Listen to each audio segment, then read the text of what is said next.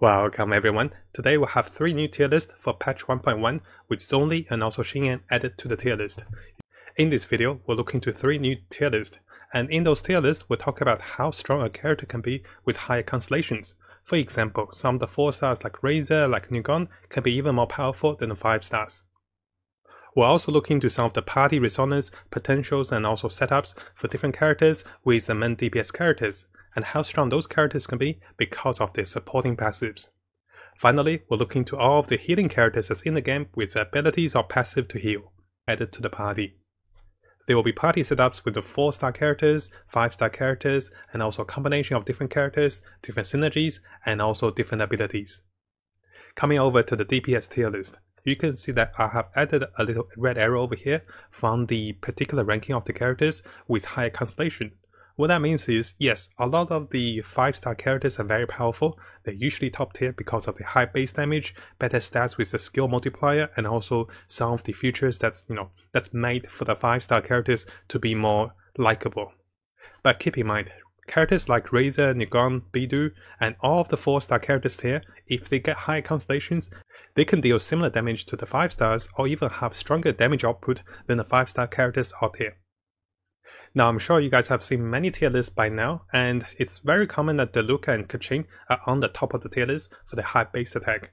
This is the similar case for Xiao as well. He is not in the game at the moment. Likely he'll be coming in patch 1.3, so if you haven't seen the Xiao Spotlight, definitely check it out. And after that, Mona, Klee, and also Child are very powerful as well. Currently, we don't have a 5-star Hydro set for the Hydro characters, and that's why Mona and Child are a little weaker than the other 2 characters. Klee, compared to the Luke, has a lower multiplier, but she can also be very powerful. But in reality, most people do think the Luke is slightly stronger than Klee. Now, coming over to the most interesting category of units, Zhongli and also Jin can also be used as DPS characters. Zhongli, with his rapid attack, can become a very powerful DPS character with a 5-star polearm or with a 4-star Crescent Spike. And similarly, even Jin can do a lot of DPS and a lot of healing, so those 2 characters are very flexible. They can be very powerful with higher constellation. But the downside is, we already have at least 5 or 6 naturally strong 5-star characters, and that's when those 2 characters don't really shine as the main DPS characters initially. Now, coming to the 4-star characters in the category, you can see that Razor, Nugon, Bidu, a lot of the 4-star characters really starts to shine after 1 constellation. So the intervals are 1st constellation, 4th constellation, and also 6th constellation.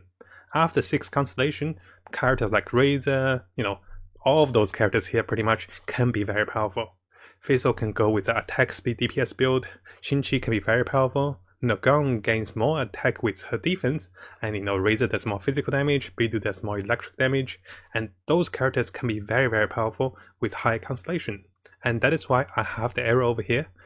And it is very important at this point that we understand we don't want 2 or 3 characters of the same element.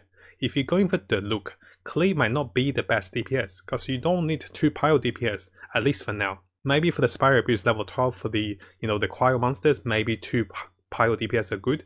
But for most cases, if you have Kachin, you don't need to build Razor, unless you really like him with high constellation. Similarly, if you have the Luke or Klee, you don't need to build Shaolin. And vice versa, if you have a strong electric character, you can build Vessel for support, but not really for DPS.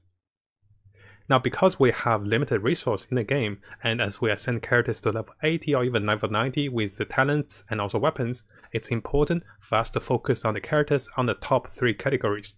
After that, if you go something fine or if you want to, most of the time, those resources won't be spent efficiently. Not saying they won't work. For example, Xinyan gets a 100% critical chance on her Constellation 1 with her ultimate, and she can potentially do a lot more damage with physical or pyro damage. And she also scales with defense, so she can kind of use Noel's artifacts. So there's a lot of things we can try, but keep in mind, we do have limited resource. Now, coming to our 2nd tier list, you can see I have ranked a few of the characters very highly with the top tier. Mona over here took damage with her ultimate. By applying her ultimate, she applies an omen to the enemy, and this omen will increase the enemy's damage taken by at least 42%, and that is tremendous.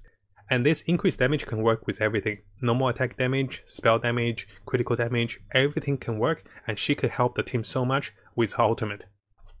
Similarly, Venti and Sakros can wear the Venomicin set, which lowers the enemy resistance with the throw effect, and they can have some of the crowd control abilities by sucking enemies in and allowing us to group enemies together to kill them in a group.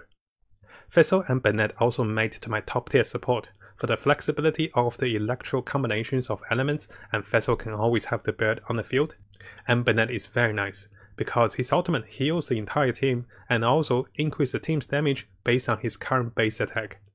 Now, in my opinion, most of the top tier support characters can work on almost any team. Now, with the second tier of the support characters, it is important that we're looking into the party resonance that can be created with different support characters. For example, over here, if we come and have a look at the different party resonance combinations, we can have increased attack damage, or we can have increased attack by 25%. We can also have the increased critical rate. So depending on the characters you have on the team, you have different synergies. And most of the top synergies are likely going to be the Pyro synergies, Cryo synergies, and also the Geo synergies. So having 2 of those characters on the team can be very helpful. And that is why when we're picking support characters, it's important for us to consider 2 things. The synergies the support characters can bring with the skills, and also the party resonance and also elemental particle generation synergies. For example, if we have 2 Anemo characters like Venti and Jin, both of them deal Anemo damage, and they will give Anemo particles to allow Jin to heal faster and also Venti to cast his spells more often. Now, from this concept of picking for party synergies and also skills, Zhongli is very good with any of the Geo characters, especially with Nergon, as she can be a very powerful Geo DPS. Jin can work well with Venti. Now, currently we do not have any of the 5-star Cryo characters, so Chenwen can work well with Donna, but eventually we'll get Agaka, we'll also get Ganyu, and this is when those Cryo characters really shine. Now, coming over to Xinchi and also Xinyan. Xinchi is a Hydro character that can consistently debuff enemy with Hydro. So what you can do is, you can have him on the field or have him cast his E-spell to debuff enemy with Hydro. Then follow up with Cryo to freeze enemies, or follow up with Pyro to do the Vaporize for the 150% bonus damage. Similarly, you can go with 2 Pyro for Xinyan for the 25% increased attack. She can also provide a shield for the team to increase your physical damage by 15%. And this is when you can go with a physical damage dealer like Razor to do a little more damage. Coming over to our tier list for the healers, you can see that Chi-Chi and Jin are the 5-star healers, and they're usually top tier.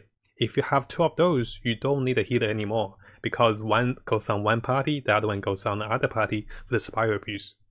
Now, similar to picking support characters, you want to be looking for the party resonance and party synergies, and this is when it's important to look at the elements of the healers.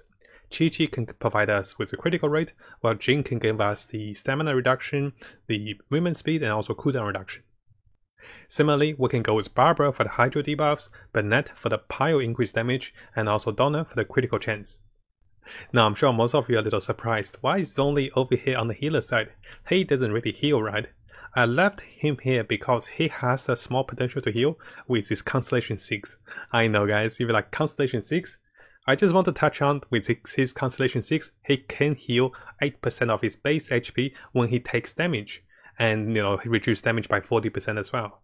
But the downside is he is not the best healer, so I had him here as a little teaser. But to be honest, Xinchi and also Noel can still heal properly if they have the correct team comp and also the artifacts. But Zhongli here can't really heal. What he can do is he can still provide us with a shield or even some geo structures. Now, it is important for us to understand we don't need to follow a specific tier list to build our characters and also units. This is just to help people to guide to know which part of the resource to invest in which of the characters, because there's scarcity with resource at all stages of the game. And also, if you're building for certain characters, having a tier list might help you to decide which of the pyro characters, which of the same elemental characters to go for. Now, if you guys haven't seen some of our previous tier list guides, I do recommend to have a look at those. Some of those tier lists are represented in a different format, and those can be more informative with different information. And also, if you want a specific build for each of the characters, I do recommend coming to this video, which will talk about every build for every character with all the recommendation of artifacts, constellations, talent choices, and everything included. Now, if you haven't subscribed, this is a really good time to do so. Make sure you also turn the bell on for the latest news as I find more of them for us. You can see that we're really dedicated for Genshin Impact. We'll have builds, guides, tips, news, and events updates for everything that's Genshin Impact related. Now coming over to our party setup, the first one that came into mind, guys, is actually not a 5-star party, it's actually a 4-star party. We're going with a main character Razor as the physical DPS, with Donna as a support and also Xinyan and also Bennett as a support and also healer. Xinyan is going to buff Razor's physical damage by 15% with her talent. Donna is going to enable Razor to have superconduct to minus the enemy's physical armor even more, and also Bennett can heal the team, increase the attack damage by 25% with Resonance, and also give us increased attack to Razor. This party is built around Razor. We have 2 shield users, we have 1 healer, and also Razor is going to be on the field for the most of the time. This is a very lovely build and doesn't require any of the 5 stars. Now coming to our second build, this is one of the one-shot wonder build I thought of. This is more of a theoretical build. So what we're going to do is, we're going to have Venti sucking everyone in, Mona casting the ultimate to increase the damage taken by 42%. Then we'll have the Geo Traveler to cast the ultimate to increase our critical chance by 10%. Then Zhongli finish everyone off with his ultimate with about over 100,000 damage, 1 burst damage. The rotation will be a little slow if we don't have the ultimate ready. We can try to have some energy recharge, energy gain for the members to cast this multiple times. I won't say this one is as strong as this one, although we have some of the 5-star characters, I still think the Razor party is slightly stronger compared to the party 2. Now you might be wondering, hey, what if we have Zhongli and also Xinyan on the same team? We can go with a physical attack Nagon as a main DPS, Zhongli is a support and also a shielder. We have the secondary shielder for Xinyan and also Bennett to increase the team's damage with Pyro and also to heal us. So this team has everything, healing, damage, defensive, geostructures, and everything you can think of. Now the biggest thing is we need at least 1 Constellation of Negron, because with 1 Constellation, she now deals AoE damage with her normal attack, and that makes her stronger artifacts and also a powerful weapon. She is a force to be reckoned with. She is one of the best single target DPS in the game.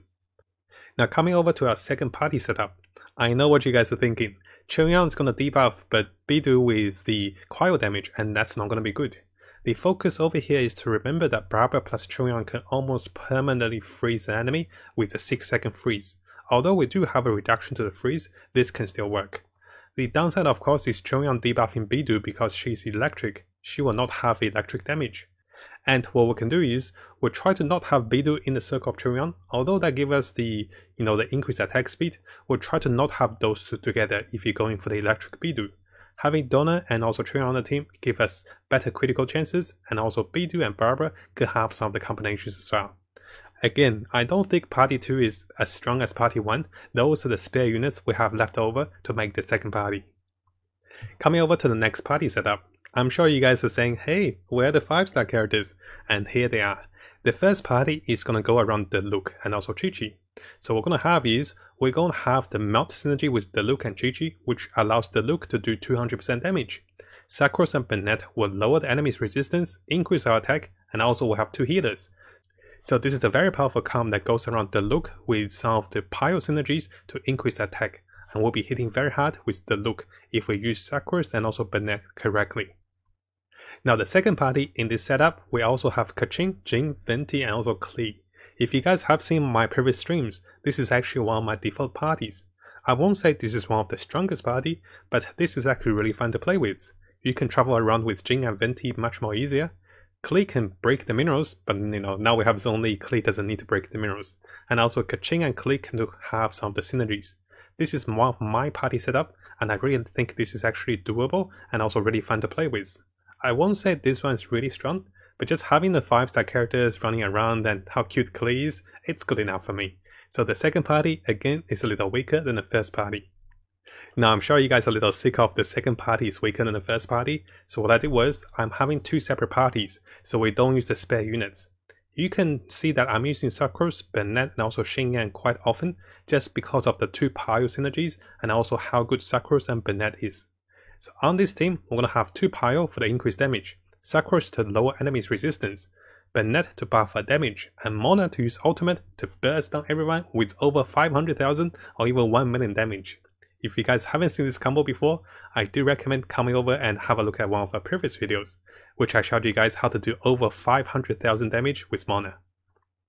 And finally, we have the party synergy with Child. I won't say this is the strongest party synergy, but I've been trying to only have one of the 5-star characters, as you notice over here with Mona and with most of the other characters. I try to not use too many of the 5-star characters. So to build around Childe, we can have Burnett shielding for the pyro damage, and also consistent debuff of pyro damage to allow us to have the vaporize effect. Having the Hydro character like Childe with vaporize effect, he can potentially hit over 100,000 damage with his ultimate. Having Sakuras on the team means we can get the enemies together, we can create the swirl effect with pyro and also Hydro, and also we can lower the enemy's resistance, and also increase our own elemental mastery with Sakuras passive. So Sakuras is very powerful if you're going for any elemental combination, and over here we'll be going for the vaporize with Childe and also pyro. Now it is important to notice that with Childe, his range ultimate tends to hit more wide radius. His melee ultimate has a shorter radius but higher damage. How you do this and how you adjust this is very important, because sometimes he doesn't hit enough enemies with his melee ultimate, and his ranged ultimate does do a little less damage. To summarize this video, we had a look at 3 of the new tier list. We also have healers. We had a look at the possibility of having different characters for the resonance, supporting effect, and also elemental energy gain. We also had a look at different party setups with the number of units, having Xinyan and also Zhongli on the party, and also different potentials for different characters. Now if you found this video helpful, make sure you subscribe and also turn the little bell on for the latest news. I'll be looking towards to make more builds, guides, tips and news and event updates for us as we come further into the game. And as always, I wish you guys the best of luck with Genshin and have the most fun in exploring this wonderful world.